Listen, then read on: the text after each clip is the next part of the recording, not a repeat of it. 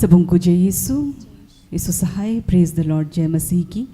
हम सब प्रार्थना योद्धा परिवार, हमारी अगुआ सिस्टर एस्थर, ब्रदर राज और हम सब मिलकर इस प्रार्थना सभा में आप सबका हार्दिक स्वागत करते हैं, हार्दिक अभिनंदन करते हैं। आशा करते हैं कि आप सब स्वस्थ होंगे और ईश्वर की आज्ञाओं शिक्षाओं के अनुसार अपने जीवन को जीने का प्रयास कर रहे होंगे। आइए इस प्रार्थना सभा में हम सब आगे बढ़ते हैं। धन्यवाद। आइए इस पल में हम अपने परमेश्वर, अपने पिता, अपने प्रभु से बातचीत करेंगे, उनसे जुड़ने का प्रयास करेंगे।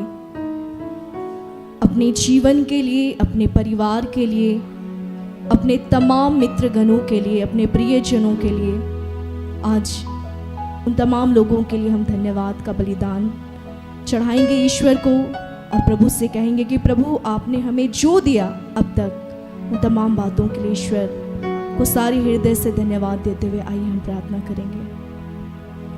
हे प्रेमी पिता परमेश्वर, हम फिर से प्रभु आज के सुंदर और आशीषित दिन के लिए आपका धन्यवाद करते हैं। सचमुच प्रभु तूने अद्भुत रीति से पिता हम सबों को अपने नाम के निमित्त एकत्रित किया है, हमें अपने नाम के निमित्त मेरे पिता खड़ा किया। हम आपका धन्यवाद करते हैं। इस पल में प्रभु तूने हमारे नाम को अपनी हथेलियों पर अंकित किया है। हमारी चार दीवारी निरंतर प्रभु आपके सामने है। हम क्या करते हैं, क्या नहीं करते हैं, हमारे मन के हर एक विचारों को प्रभु तू जानता है। हमारे मुख से बात निकली नहीं प्रभु, पर वो हर एक बात पिता तू बेहतर जानता है मेरे पिता ईश्वर। हाँ मेरे पिता, हम धन्यवाद करते हैं आज के इस दिन में मेरे पिता तूने हम सबों को इस प्रार्थना सम्मेलन में बुलाया पिता ईश्वर, इस संगति को दिया पिता। हम आपका धन्यवाद करते हैं। इस पल में प्रभु हम आपसे जुड़ना चाहते हैं, आपकी बातों को सुनना चाहते हैं। इस पल में मेरे पिता हमने आपके विरुद्ध जो भी पाप किए, जो भी गुनाह किए हैं, हर एक बात के लिए ईश्वर हम सबों को अपने बेटे यीशु के लहू से धोकर शुद्ध और पवित्र कीजिए। इस जगह को शुद्ध कीजिए, हर एक वाद्य यंत्रों को शुद्ध कीजिए, हमारे शरीर को शुद्ध कीजिए, हमारे कंठ को शुद्ध कीजिए मेरे पिता ईश्वर, ताकि मेरे पिता हम जो भी आराधना करें, जो भी प्रार्थना करें, वो तुझे ग्रहण हो मेरे पिता ईश्वर। आज के इस दिन में मेरे पिता तू अपनी बेटी, अपनी दासी को मेरे पिता इस्तेमाल करने जा रहा है। उनके मुख से होकर प्रभु आज हमसे तू बातचीत करने जा रहा है। हम आपका धन्यवाद करते हैं। सचमुच प्रभु आपकी बेटी आपके कार्य के लिए निरंतर प्रभु खड़ी रहती है।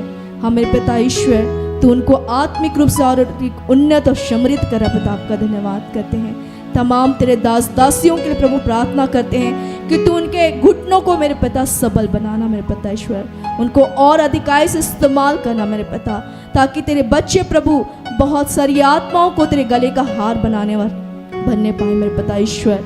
सचमुच प्रभु तू इस पल में मेरे पिता हम सबों को बुलाया है मेरे पिता ईश्वर। तू इस पल में मेरे पिता अपनी महिमा प्रकट करना मेरे पिता ईश्वर, हम सबों को आत्मा में एक करना, हमारे मन को शुद्ध करना, शांत करना, स्थिर करना मेरे पिता, ताकि प्रभु परमेश्वर हम जो भी तेरी गीतों को गाए, तेरी आराधना करे प्रभु परमेश्वर, तेरे आनंद से भर जाए, तेरी खुशी से भर जाए प्रभु। फिर से प्रभु परमेश्वर धन्यवाद करते हुए यह प्रार्थना यीशु मसीह के नाम से मांगते हैं। इसे सुनिए और स्वर्ग के राज्य में आनंद से ग्रहण कर दीजिए। आमीन। आइए इस गीत के माध्यम से हम प्रभु की महिमा करें।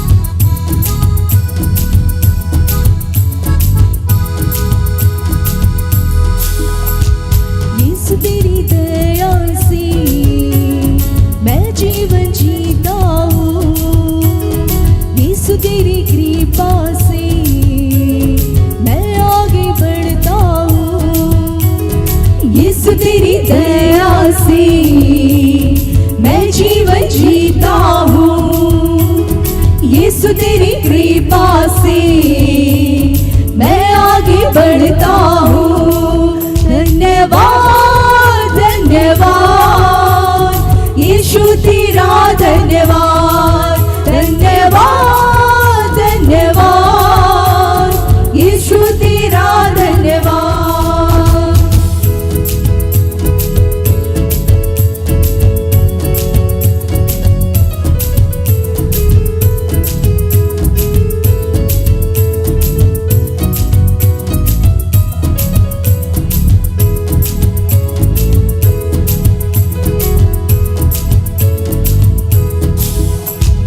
भोजन से तृप्त करता, तन को मेरे कपड़ों से ढकता, मेरे सारे दुख दर्द को नृत्य में बदल देता।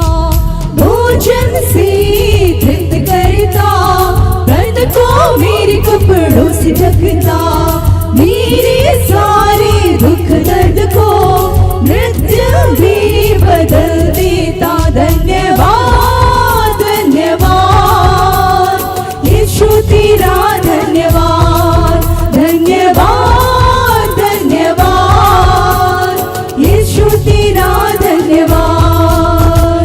यीशु तेरी दया से मैं जीवन जीता हूँ, यीशु तेरी कृपा से मैं आगे बढ़ता हूँ।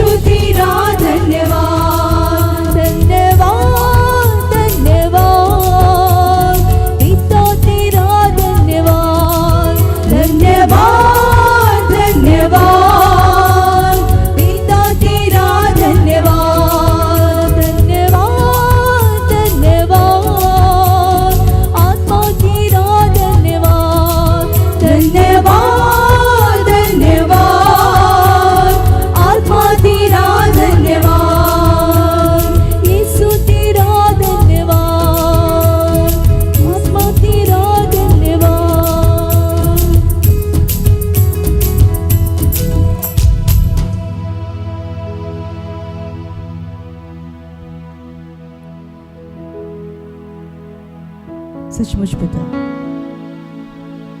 आपके पुत्र यीशु मसीह ने प्रभु जिस प्रेम को करना हमें सिखाया प्रभु, इस प्रेम को हम कभी ना भूले प्रभु। ऐसा सामर्थ हम सबको देना प्रभु। हे पिता, चाहे जीवन की जो भी परिस्थिति हो प्रभु, जो भी परिस्थिति हो, जो आपके पुत्र यीशु मसीह ने हम सबको सिखाया प्रभु, उन तमाम शिक्षाओं को हम कभी भी ना भूले प्रभु, और निरंतर आपके मार्ग पर बढ़ते चले जाएं। ऐसा सामर्थ हम सबको देना। धन्यवाद देते हैं पिता हर एक बातों के लिए।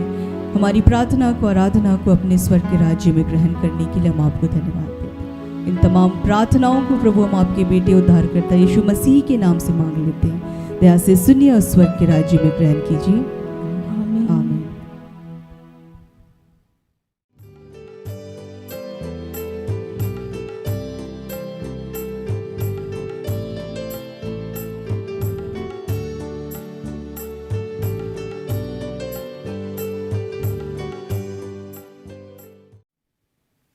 सबों को प्रार्थना योद्धा परिवार की ओर से प्रेज द लॉर्ड। यीशु सहाय, जय यीशु।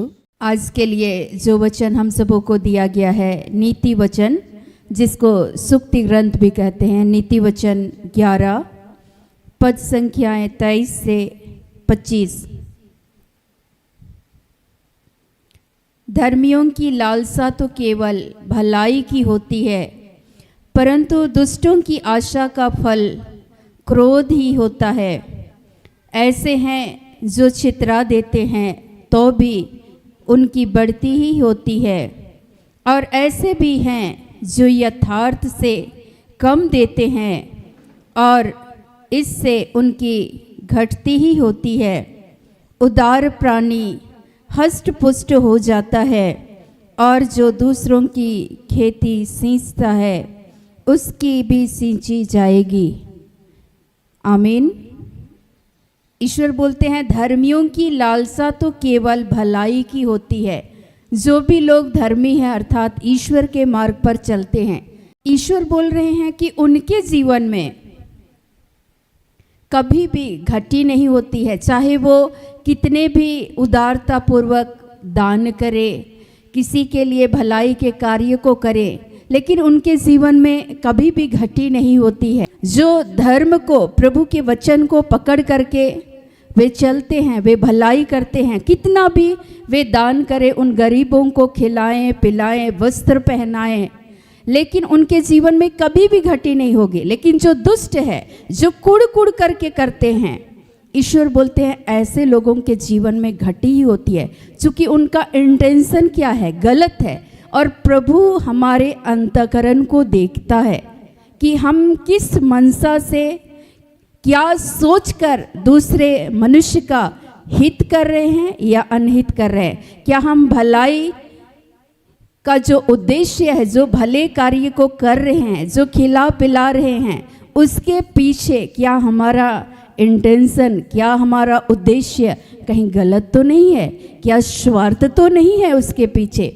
ऐसा मनुष्य जो कूड़ कूड़ करके किसी दूसरे इंसान की मदद करता है, ईश्वर बोलते हैं उस इंसान के जीवन में घटी ही होगी, कभी भी बढ़ती नहीं होगी, कभी भी उनके भंडार में आशीष नहीं रहेगा, लेकिन उनके जीवन में घटती ही होगी। और जब ऐसे व्यक्ति जो चाहते हैं उसे पाते नहीं, तो उनको बहुत गुस्सा आता है। जैसे हम लोग कैन और हाबिल के जीवन को देखेंगे, तो हाबिल के भेंट को जब ईश्वर ने स्वीकार किया और कैन के भेंट को परमेश्वर ने नहीं स्वीकार किया, तो वो जो चाह रहे थे कि मेरा भी भेंट स्वीकार किया जाए, लेकिन ईश्वर ने उनको अस्वीकार कर दिया, तो कैन को गुस्सा आया। वो दुष्ट प्रवृत्ति के थे, उनका इंटेंशन गलत था कि वो बच्चा कुचा जो यथार्थ से कम, उसको, उस भेंट को उसने प्रभु के लिए अर्पित किया। लेकिन जो हाबिल थे वो सर्वोत्तम, सबसे बेस्ट, सबसे उत्तम भेड़ को उसने परमेश्वर के लिए अर्पित किया। उसकी भेंट को जब ईश्वर ने स्वीकार किया तो हाबिल को तो अच्छा लगा, लेकिन उसके भाई कैन को गुस्सा आया।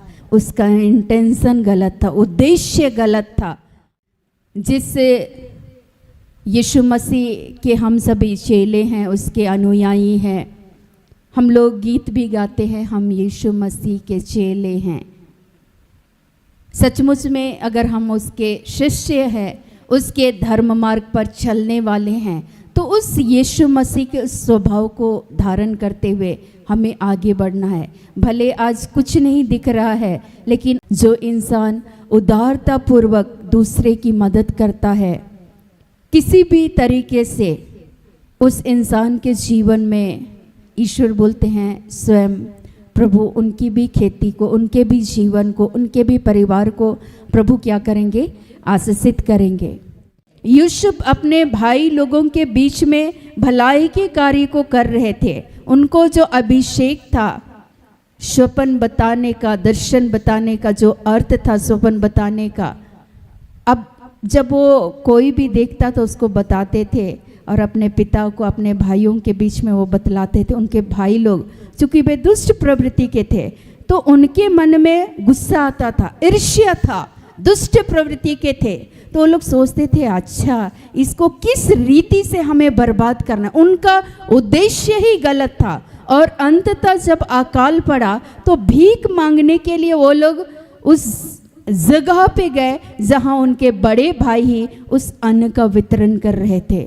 लेकिन उस समय भी यूसुफ अपने भाइयों के बीच में अपने आप को प्रकट नहीं करते हैं कि मैं तुम्हारा वही भाई हूँ जिसके साथ तुमने दुर्व्यवहार किया था, दुष्टता किया था, वो नहीं बोलते हैं। लेकिन वो उन पर भी दोष नहीं लगाता। मुझे अच्छा लगता है वो लाइन, आप लोगों ने ऐसा नहीं किया, परमेश्वर ने ऐसा होने दिया, और वो स्वीकार करते हैं उस बातों को और अपने भाइयों के बीच में उस भलाई के कार्य को वो कर रहे थे। अंततः उनके जीवन में वो बेच दिए गए, बेगार में लगा दिए गए, उन मिस्रियों के हाथों बेच दिए गए। क्या यूसुफ के जीवन में बुरा हुआ? आज ईश्वर बोलते हैं कि उदार प्राणी हष्ट पुष्ट हो जाएगा, और जो दूसरे की खेती सींचता है उनके भी खेती सींची जाएगी। आप सींची जाएगी, आपको कुछ करने की जरूरत नहीं है, लेकिन स्वयं परमेश्वर करते हुए चले जाएंगे। ये किसी पर्टिकुलर इंसान के लिए केवल नहीं है जो चर्च जाते हैं या धर्म कर्म के कार्य को करते हैं। नहीं, अगर आप चर्च जा रहे हैं लेकिन आपके अंदर ईश्वरीय गुण नहीं है, कोई फायदा नहीं है। यीशु मसीह के जीवन शैली को आप देख सकते हैं कि वो किस तरह से हमेशा ही सारे भलाई के कार्य को वो करते रहे। आज हमारा भी जीवन ऐसा ही होना चाहिए कि हम भी चाहे जिस भी परिस्थिति में अक्सर प्रभु के वचन को थाम करके उसके धर्म मार्ग पर चलते रहे, और उदारता पूर्वक यदि आप किसी की भी मदद कर रहे हैं, ईश्वर बोल रहे हैं आप जितना बटोरेंगे, जितना छितरा देंगे, परमेश्वर आपके जीवन में कभी भी घटी नहीं होने देंगे, लेकिन अक्सर बढ़ती ही होगी। अक्सर परमेश्वर की अनुग्रह, ईश्वर की कृपा, ईश्वर की आशीष से आपके जीवन में भरपूरी के साथ होगी। हमारे पिता यीशु, हमारे उद्धारकर्ता प्रभु यीशु मसीह अक्सर सारे भलाई के कार्य को घूम घूम कर करते रहे, और उनके जीवन में कभी भी घटी नहीं हुई। लेकिन जो लोग दुष्ट हैं, जो लोग प्रभु के वचन के अनुसार नहीं चलते हैं, जिनकी मनसा ही गलत होती है, उनके जीवन में घटी ही होती है। तो आज हमारा जीवन या हमारे इर्द गिर्द के सदस्यों का जीवन कैसा है, हम लोग इसको देखेंगे, और हमें उससे एक सीख लेनी चाहिए कि हमें एक अच्छा जीवन यीशु मसीह के अनुसार जीवन जीने की ज़रूरत है। दूसरों की मदद करने की ज़रूरत है, भलाई के कार्यों को करने की ज़रूरत है। जो अगर कर नहीं पा रहे हैं, जो चल नहीं पा रहे हैं, अगर आप उनकी मदद कर रहे हैं, हाथ पकड़ करके रोड क्रॉस करने में अगर आप किसी बुजुर्ग व्यक्ति की मदद कर रहे हैं, तो आपके अंदर में जो भलाई का जो गुण है वो दिखेगा ही दिखेगा। आप वहाँ से मुंह नहीं मोड़ सकते, क्योंकि वो भलाई के जो कार्य हैं वो आपके अंदर में करने के लिए पवित्र आत्मा आपको मजबूर कर देगा, और आप करते रहेंगे, और आपके जीवन में कभी भी परमेश्वर की अनुग्रह, ईश्वर की कृपा, ईश्वर की आशीष की घटी नहीं होगी। हमेशा आपके पास कुछ भी नहीं है, लेकिन आपके पास जो है वो आनंद, वो खुशी, वो सुकून, वो और किसी भी धन और संपत्ति से आपको नहीं मिल सकती। लेकिन जब आप उदारता पूर्वक ऐसे भलाई के कार्य को करते रहेंगे, आपके मन में अक्सर वो आनंद मिलेगा, वो बढ़ेगा, वो घटेगा नहीं। लेकिन आपका जो विश्वास है, ये विश्वास बढ़ेगा। आपके अंदर जो आनंद है, ये आनंद घटेगा नहीं, लेकिन ये आनंद बढ़ेगा। आपके अंदर में वो सहनशीलता, वो घटेगा नहीं, लेकिन वो बढ़ेगा। यीशु को सता रहे थे, उसको कोड़े मार रहे थे, उसकी सहनशीलता घटी नहीं, लेकिन वो बढ़ती ही चली गई, क्योंकि वो कभी भी किसी का बुरा नहीं किए। ईश्वर उनके अभिषेक को निरंतर बढ़ाए। वो यीशु जब उस भारी क्रूस को ढो करके चल रहे थे, तब भी उस भलाई के कार्य को करते रहे, तब भी अपने शताने वालों के लिए उनको कोस नहीं रहे थे। आत्मिक रूप से ईश्वर उसको बलवान बना रहे थे। मजबूती के साथ उस दुख को उठाने के लिए परमेश्वर उसको शक्ति, सामर्थ को दे रहे थे, धैर्य को दे रहे थे। वो उसी विनम्रता पूर्वक एक एक उस दुख को उसने सह लिया। उनके जीवन में कभी भी घटी नहीं हुई, लेकिन परमेश्वर ने हमेशा उसको आत्मिक रूप से ईश्वर ने बढ़ाया, उन्नत किया।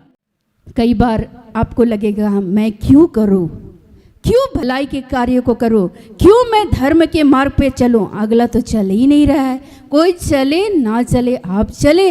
आपके जीवन में यदि आप चाहते हैं भलाई हो तो आप भी यीशु के गुण को लेते हुए उस भलाई के कार्य को करते रहें। आपके जीवन को परमेश्वर हष्ट पुष्ट कर देंगे। आपकी खेती सींची जाएगी उस आत्मिक रूप से, आत्मिक दानों से, वरदानों से। प्रभु सारी भरपूरी के साथ आपके जीवन को भर देंगे। आप चाहते हैं कि सचमुच में परमेश्वर आपके जीवन को आशीषित करे।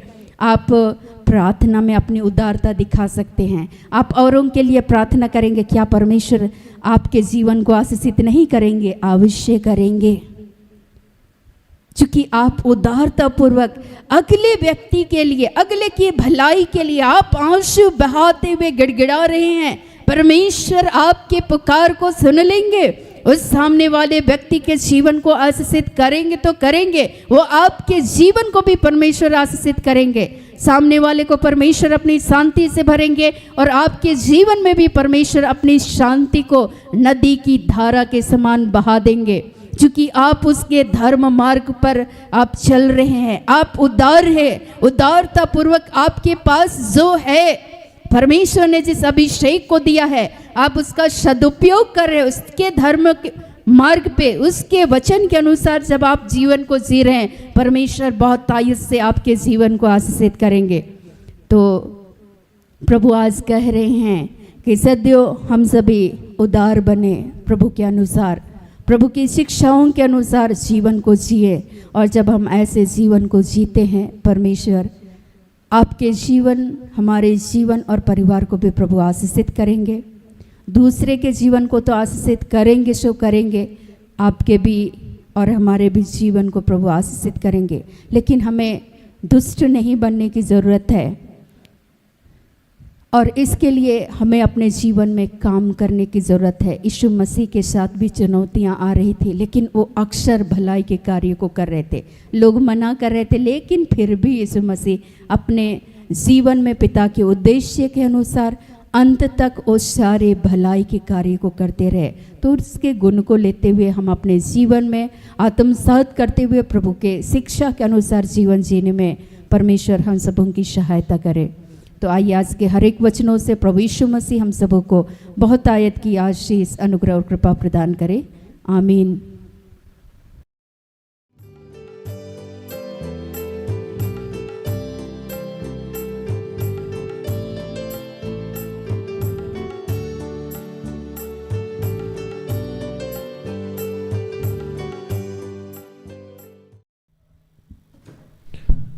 आइए हम प्रार्थना करें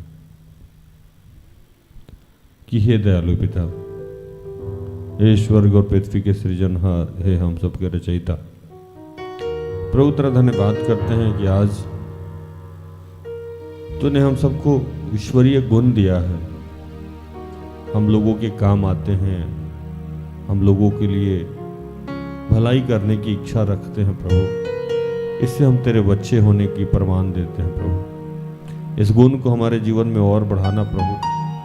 हमारे जीवन से कभी भी किसी का हानि ना पहुंचे। हमारे सोच से, हमारे कर्म से, हमारे स्वभाव से, हमारे वचन से हम किसी को हानि ना पहुंचाएं प्रभु। और हानि पहुंचा के हम कभी खुश ना हो प्रभु। प्रभु ऐसा स्वभाव, ऐसा नेचर हम सबका तू करने जा रहा है प्रभु, और कर दिया पिता, इसलिए हम तेरा धन्यवाद करते हैं। हम हर वक्त दूसरे की खेती को सींचे प्रभु, दूसरे का भला करना चाहे, दूसरे को उन्नत और समृद्ध करना चाहे पिता। ऐसा स्वभाव हम सबका हो गया है प्रभु, इसलिए हम तेरा धन्यवाद करते हैं प्रभु। निरंतर हमारा स्वभाव ईश्वरीय स्वभाव में तू तब्दील कर रहा है, यीशु के जैसा हमारा स्वभाव कर रहा है प्रभु। और इसके लिए हमारी मदद पवित्र आत्मा के माध्यम से तू कर रहा है पिता। हम इसके लिए तेरा धन्यवाद करते हैं। तेरे प्रेम से मुझे भर दे, तेरे ज्ञान से मुझे भर दे, मुझे तेरे जैसा बना दे।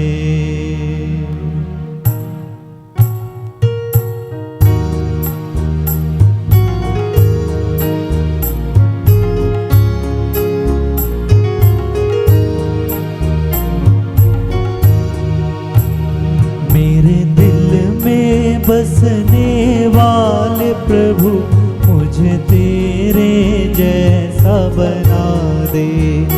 मेरे दिल में बसने वाले प्रभु मुझे तेरे जैसा बना दे। मेरे दिल में बसने वाले प्रभु मुझे तेरे जैसा बना दे। मेरे दिल में बसने वाले प्रभु मुझे तेरे जैसा बना दे। तेरे प्रेम से मुझे भर दे। तेरे प्रेम से मुझे भर दे। तेरे ज्ञान से मुझे भर दे। तेरे ज्ञान से मुझे भर दे। मुझे तेरे जैसा बना दे। मुझे तेरे जैसा बना दे। मेरे दिल में बसने वाले प्रभु मुझे तेरे जैसा बना दे। मेरे दिल में बसने वाले प्रभु मुझे तेरे जैसा बना दे। हे प्रभु, हम तेरा धन्यवाद करते हैं। हम धन्यवाद करते हैं प्रभु, किस मौसम पे तेरा नियंत्रण है प्रभु। हम धन्यवाद करते हैं कि जितने लोग हमें दान दसवान श्रम के माध्यम से हमारी मदद करते हैं, उन सबको तूने आशीषित किया है प्रभु। हम धन्यवाद करते हैं कि निरंतर हमारा स्वभाव तेरे स्वभाव के अनुसार होते जा रहा है प्रभु, इसलिए हम तेरा धन्यवाद करते हैं। सब कुछ आपके हाथों में समर्पित करते हुए इन तमाम प्रार्थना को प्रभु यीशु के जीवित और पवित्र नाम से मांगते हैं। दया से सुनो और स्वर्ग के राज में ग्रहण कर। आमीन। तो धन्यवाद करते हैं आज के सुंदर और आशीषित वचनों के लिए। आशा करते हैं कि प्रभु ने इन सारे वचनों से, प्रार्थना से, आराधना से आप सबको और हम सबको आशीषित किया होगा। जय यीशु, यीशु सहाय। Praise the Lord. Good bye.